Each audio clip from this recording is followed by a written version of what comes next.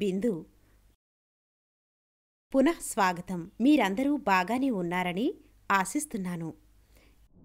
ఈరోజు గ్లోబ్లోని ప్రతి భాగానికి చెందిన అన్ని దేశాలు ఒకదానితో ఒకటి స్థిరమైన పరస్పర చర్యలో ఉన్న ప్రపంచంలో మనం జీవిస్తున్నాము. మీరు ప్రతిరోజు ఉపయోగించే ఉత్పత్తులను పరిశీలిస్తే టూత్పేస్ట్, మొబైల్, బస్సు లేదా ఆహార పదార్థాలు అయినా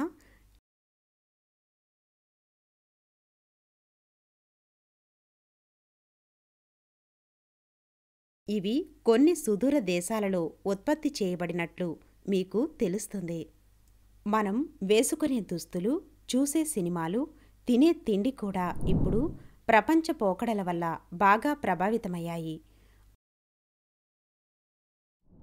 మన రైతులు డీజిల్ లేదా ఎరువుల కొనుగోలు చేసే ధర లేదా వారు తమ ఉత్పత్తులను విక్రయించే ధర ఇప్పుడు ప్రపంచ మార్కెట్ ధరలపై ఆధారపడి ఉంటుంది.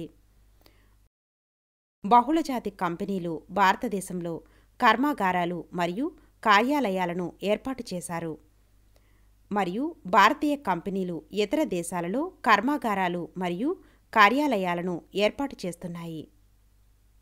ఈ విధంగా ఈరోజు మనం చాలా దగ్గరగా కలిసి ఉన్న ప్రపంచంలో జీవిస్తున్నామని మనం చూస్తాము. ప్రజలు మంచి భూముల కోసం లేదా కరువులు లేదా వ్యాధుల నుండి తప్పించుకోవడానికి వలస వచ్చారు.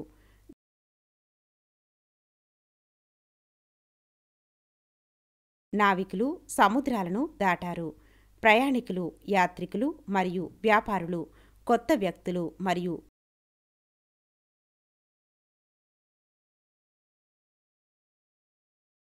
భూములతో సన్నిహితంగా ఉండటానికి ఎత్తైన పర్వతాలు, ఎడారులు మరియు నదులను దాటారు.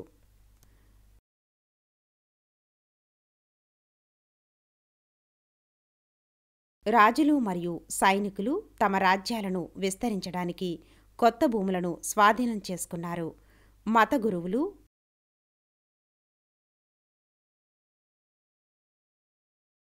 కళాకారులు మరియు పండితులు కూడా తమ ఆలోచనలను వ్యాప్తి చేయడానికి మరియు కొత్త విషయాలను తెలుసుకోవడానికి చాలా దూరం ప్రయాణించారు.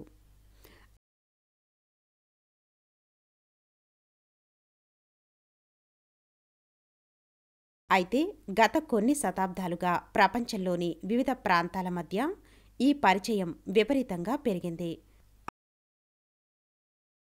అది మనం గ్లోబల్ విలేజ్లో నివసిస్తున్నట్లు కనిపిస్తోంది.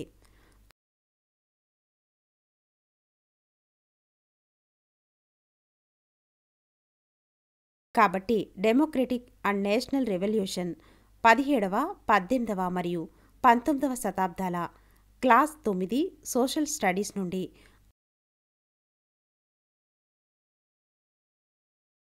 ఆధునిక ప్రపంచం చేసిన మార్పులను మనం అర్థం చేసుకుందాం.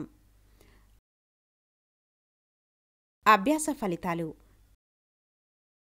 మీరు దీని గురించి తెలుసుకోవచ్చు. ఈ ఆధునిక ప్రపంచం ఎలా ఆవిర్భవించింది? ఆధునిక ప్రపంచం యొక్క ప్రధాన ఆలోచనలు మరియు డ్రైవింగ్ ప్రక్రియలు ఏమిటి మరియు ప్రపంచంలోని వివిధ ప్రాంతాలు మన చుట్టూ ఈరోజు చూసే వాటిని రూపొందించడంలో ఎలా పాల్గొన్నాయి? కీలక పదాలు: గ్లోబల్ విలేజ్. ప్రజలు కంప్యూటర్లు, టెలివిజన్ మొదలైన వాటి ద్వారా కనెక్ట్ చేయబడి ఒకరిపై ఒకరు ఆధారపడి ఉండే సంఘం.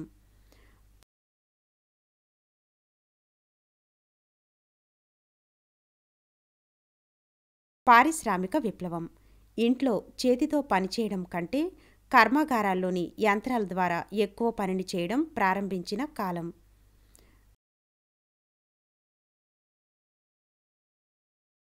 శాస్త్రీయ విప్లవం. వైజ్ఞానిక విప్లవం అనేది ఆధునిక కాలంలో ఆధునిక విజ్ఞానం యొక్క ఆవిర్భావాన్ని సూచించే సంఘటనల శ్రేణి.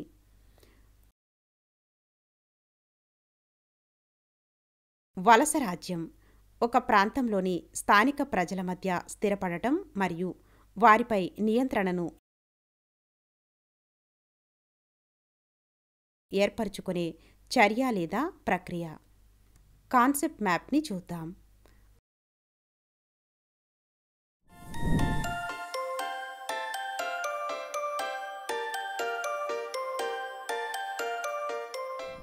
ఆధునిక ప్రపంచాన్ని సృష్టించిన మార్పులు. 1450 CE నుండి మొత్తం ప్రపంచం యొక్క ఏకీకరణ చాలా వేగంగా అభివృద్ధి చెందింది. దీనితో పాటు ప్రజలు పని, ఆలోచన మరియు పాలనలో అనేక ముఖ్యమైన మార్పులు వచ్చాయి. ఈ మార్పులలో చాలా వరకు ఆధునిక ప్రపంచంలోని కొన్ని ముఖ్య లక్షణాల అభివృద్ధిని ప్రారంభించాయి.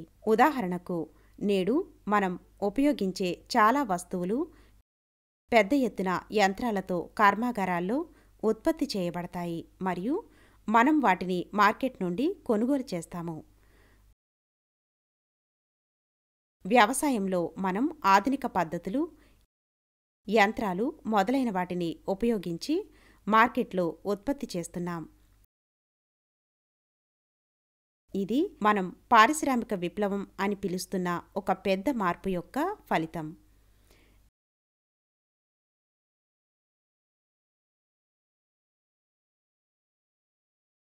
నేడు చాలా దేశాలు రాజులు లేదా రాణులచే పాలించబడవు, కానీ వారి దేశ ప్రజలకు జవాబుదారీగా ప్రజాస్వామ్యబద్ధంగా ఎన్నికైన ప్రభుత్వాలచే పాలించబడుతున్నాయి.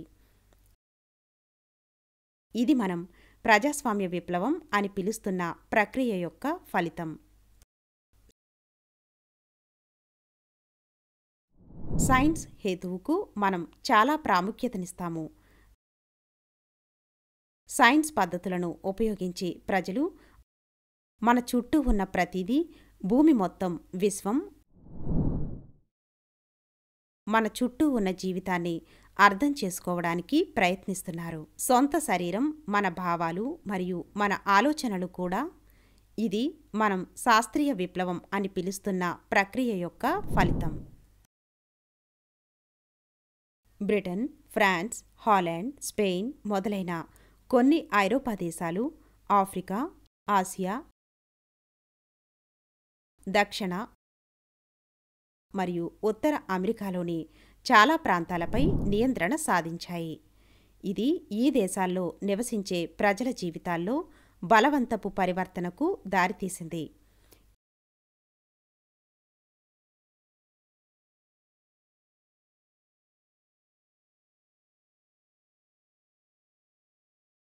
ఈ ప్రక్రియను కాలనైజేషన్ అంటారు.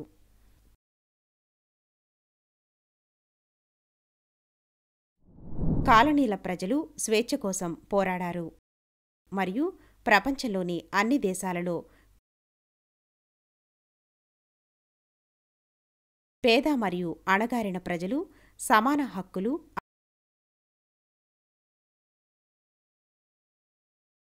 అవకాశాలు మరియు మానవ శ్రమతో సృష్టించిన సంపదలో భాగస్వామ్యం కోసం పోరాడుతున్నారు.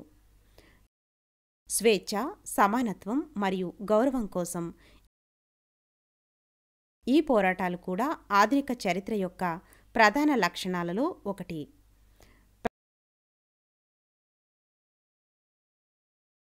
ప్రారంభ ఆధునిక కాలం 1450 మరియు 1750 మధ్య కాలాన్ని సాధారణంగా ఎర్లీ మోడర్న్ పీరియడ్ అంటారు.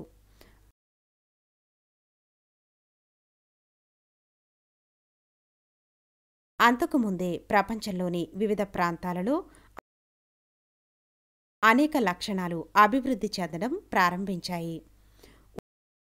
ఉదాహరణకు, భారతదేశం, చైనా, అరేబియా మొదలైన దేశాల నుండి వ్యాపారులు చాలా కాలం నుండి ఇతర దేశాలకు సముద్ర మార్గంలో వస్తువులను తీసుకువెళుతున్నారు.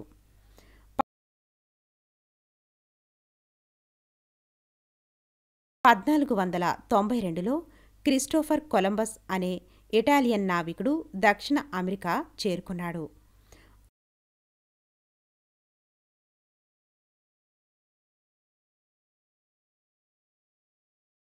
వాస్కోడా గామా పోర్చుగీస్ నావికుడు 1498లో ఆఫ్రికా చుట్టూ తిరుగుతూ భారతదేశానికి సముద్ర మార్గాన్ని రూపొందించాడు.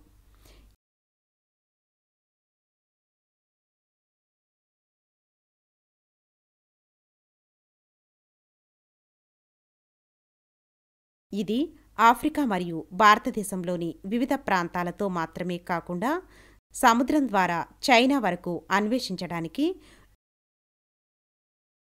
యూరోపియన్ నౌకలకు మార్గం తెరిచింది.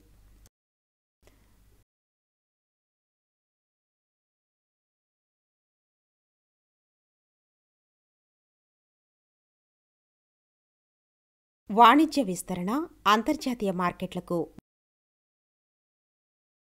వ్యవసాయ మరియు క్రాఫ్ట్ ఉత్పత్తిని ప్రేరేపించింది.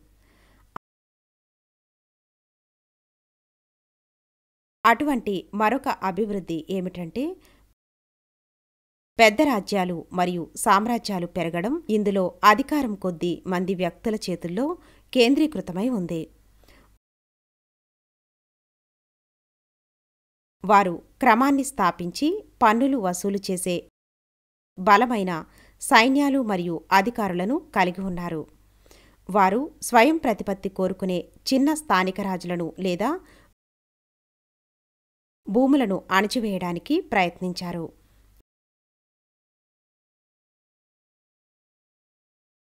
ఇది దేశాల ఏకీకరణకు మరియు ఉమ్మడి పరిపాలనా వ్యవస్థ అభివృద్ధికి దారితీసింది. ఉదాహరణకు భారతదేశంలో మొఘల్ సామ్రాజ్యం బలమైన కేంద్ర ప్రభుత్వం మరియు పరిపాలనా వ్యవస్థను అభివృద్ధి చేసింది.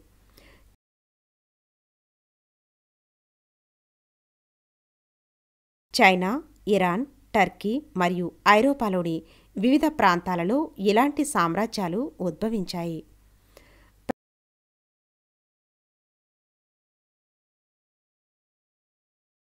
ప్రారంభ ఆధునిక కాలం సైన్స్, ముఖ్యంగా ఖగోళ శాస్త్రం, గణితం, తత్వశాస్త్రం మొదలైన వాటిలో పెద్ద పురోగతి సాధించిన సమయం.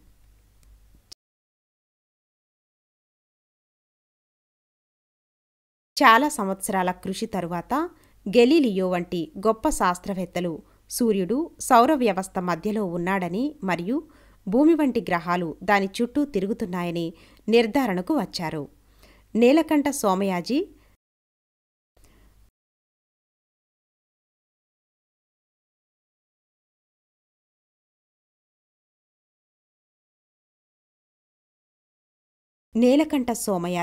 డెస్కార్టెస్ మరియు న్యూటన్ వంటి గొప్ప గణిత శాస్త్రవేత్తలు గ్రహాలు మరియు నక్షత్రాల కదలికలను అధ్యయనం చేయడానికి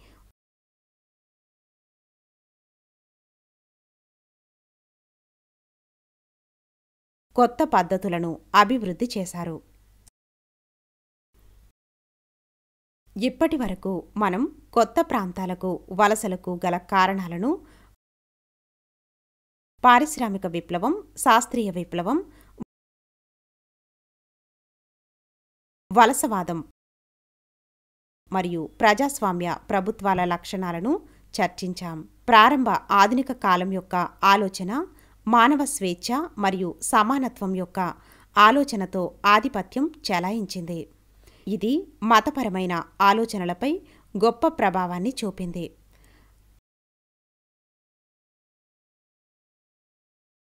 కళల రంగంలో ఇది ముఖ్యంగా పెయింటింగ్లో మానవులు మరియు మన చుట్టూ ఉన్న ప్రపంచం యొక్క వాస్తవిక చిత్రణకు దారితీసింది.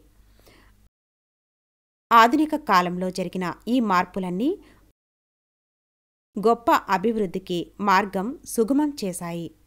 ఈరోజు మనం ప్రజాస్వామ్య ప్రభుత్వ ఆలోచనకు అలవాటు పడ్డాము. పౌరులందరికీ ప్రాథమిక హక్కులు ఉన్నాయి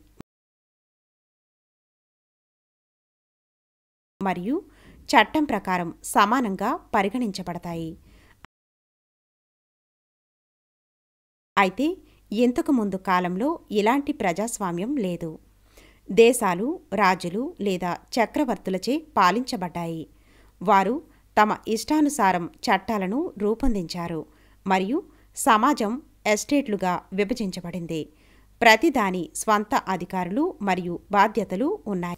కాబట్టి ఈ వీడియోలో ఆధునిక ప్రపంచాన్ని మరియు ఆధునిక కాలాన్ని మార్చిన ఆధునిక ప్రపంచ మార్పులను మనం చూసాము.